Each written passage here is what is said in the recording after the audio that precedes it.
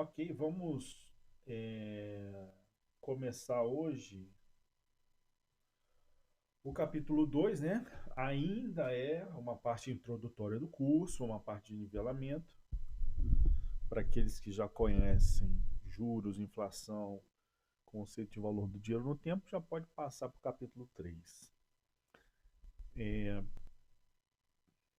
Juros compostos, simples, né? Composição de taxas, taxas equivalentes. Essa parte básica, né? Tabela price, saque, né, de financiamento, tudo isso que está aqui no capítulo 2, você já sabe que não precisa assistir às aulas do capítulo 2. Bom, vamos lá. Juros e inflação, né? Muita gente confunde, muita gente tem dificuldade de entender. Muita gente erra, por exemplo, quando se faz aquela pergunta básica, né? Quanto tempo,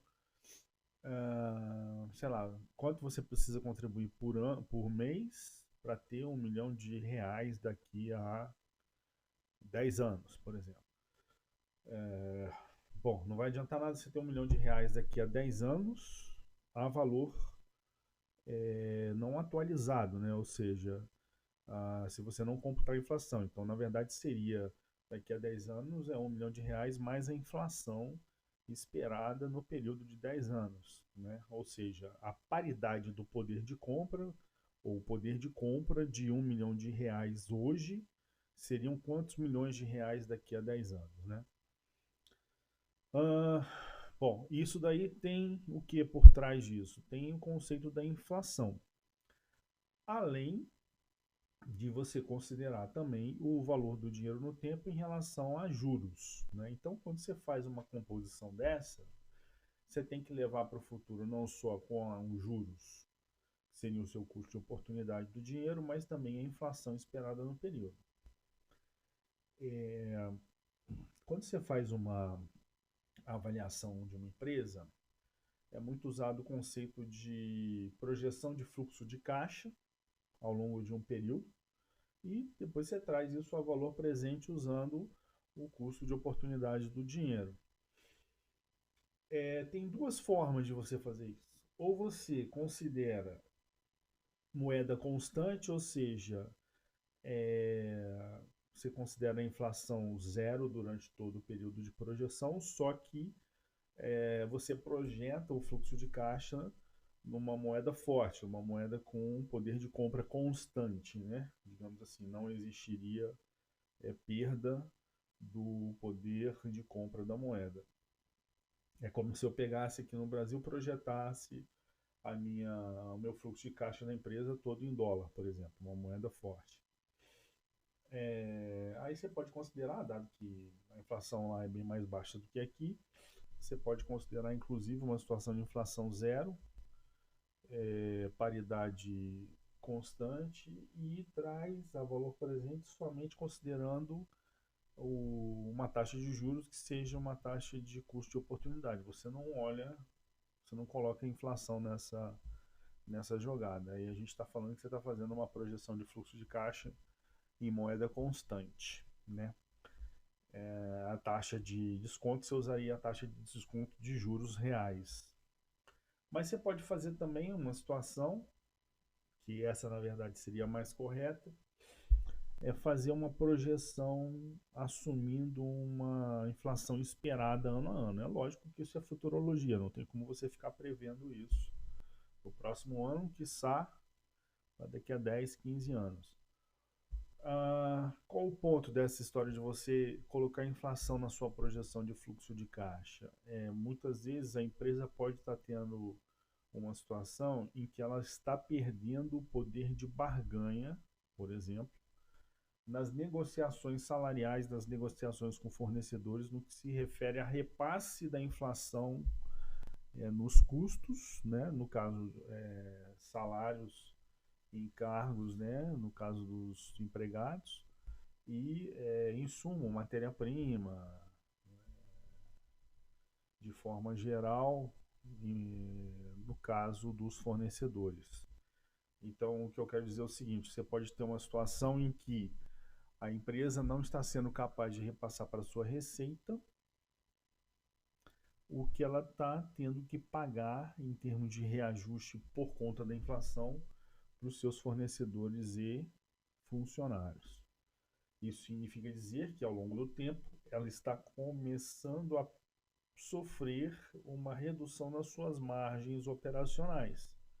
Então, essa redução de margem por conta de diferenças de repasse de inflação em custos e receitas vai afetar o valor da companhia. Então, você fazendo essa projeção com valores nominais que levam, né, em consideração a inflação, em todas as linhas, algumas linhas vão ter mais efeito da inflação, no caso de custos e despesas, né, nesse meu exemplo.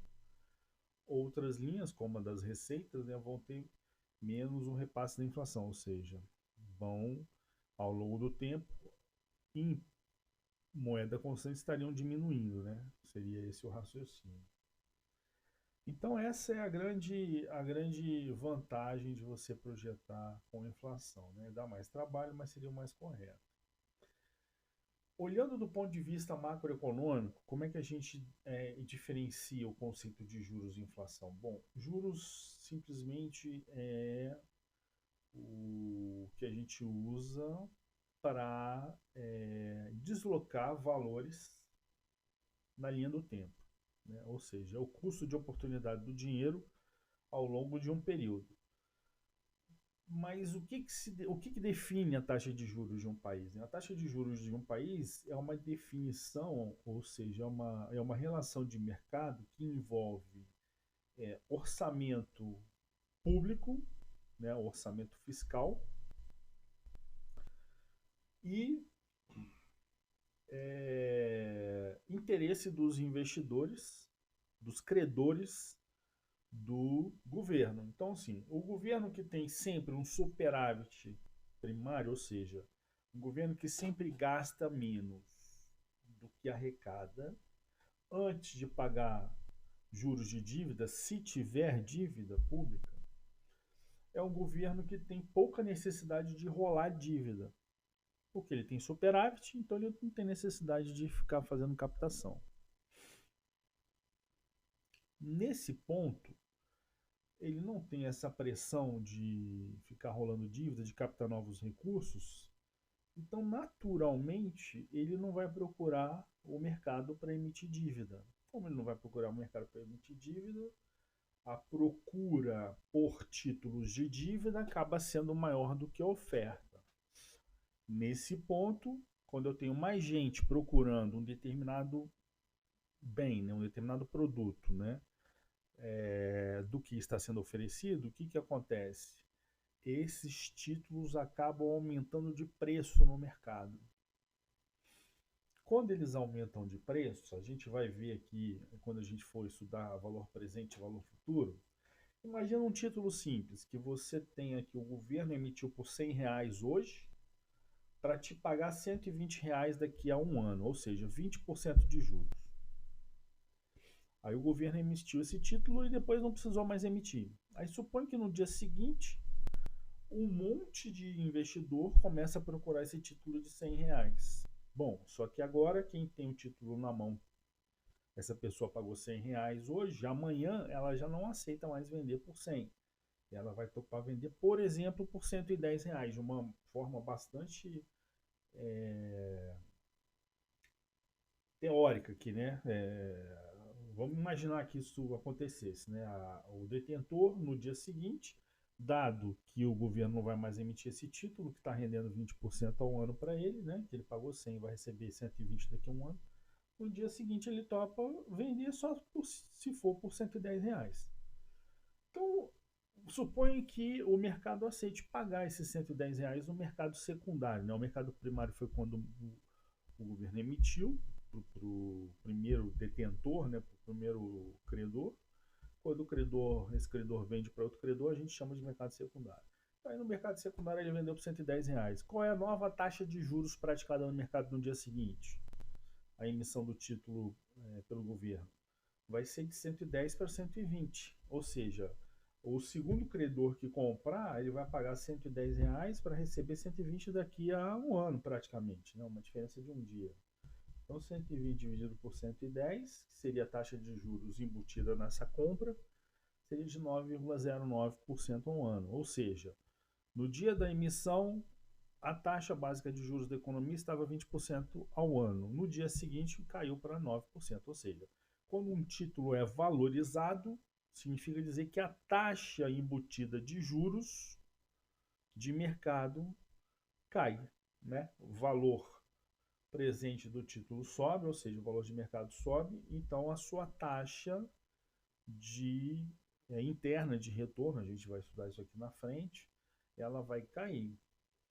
Bom, se a taxa de juros cai porque os títulos valorizaram, significa dizer que o custo de oportunidade do dinheiro também caiu. Porque o custo de oportunidade do dinheiro é a taxa de juros básica da economia mais o que a gente chama de prêmio de risco.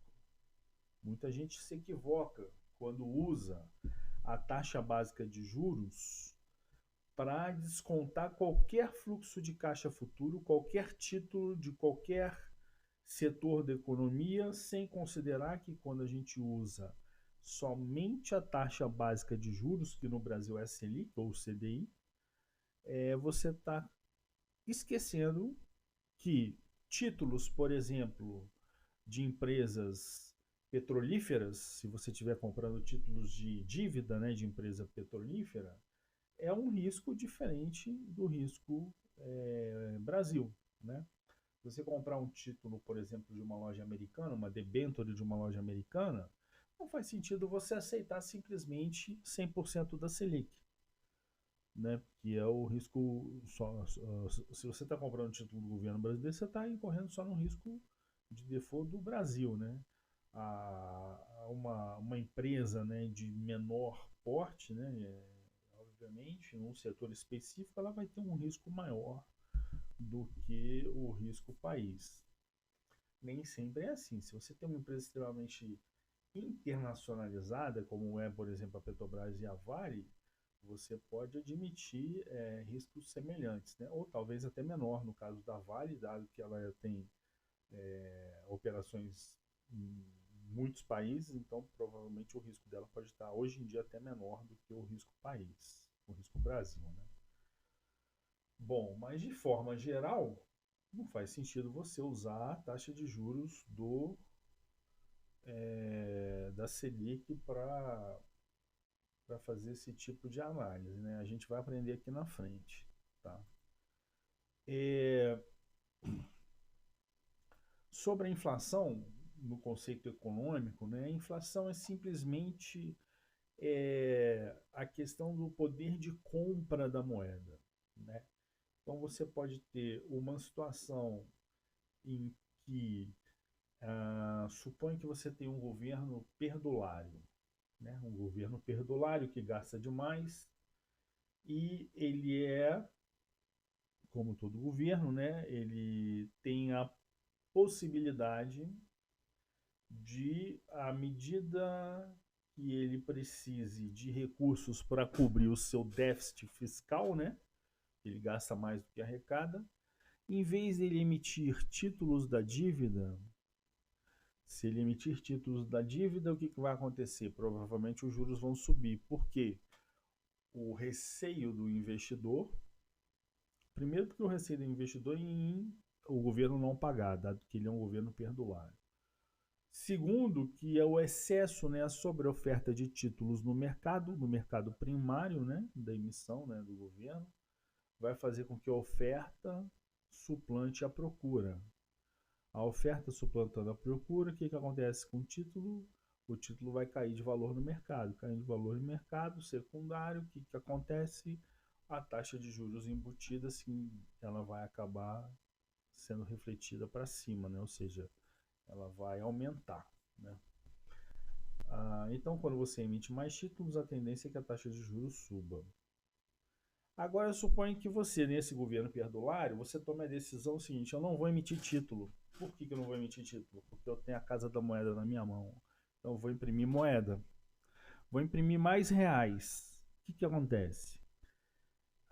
Existe uma teoria já comprovada da escola de Chicago. Quem desenvolveu esse pensamento foi o Milton Friedman.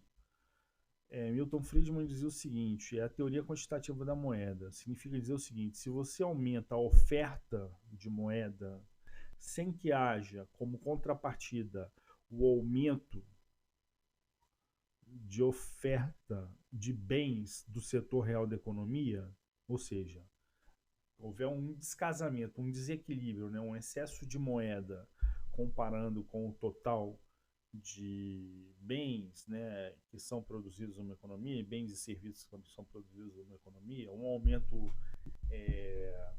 imediato, né, de moeda sem ter a contrapartida no setor real da economia, você gera inflação, né? Vamos supor uma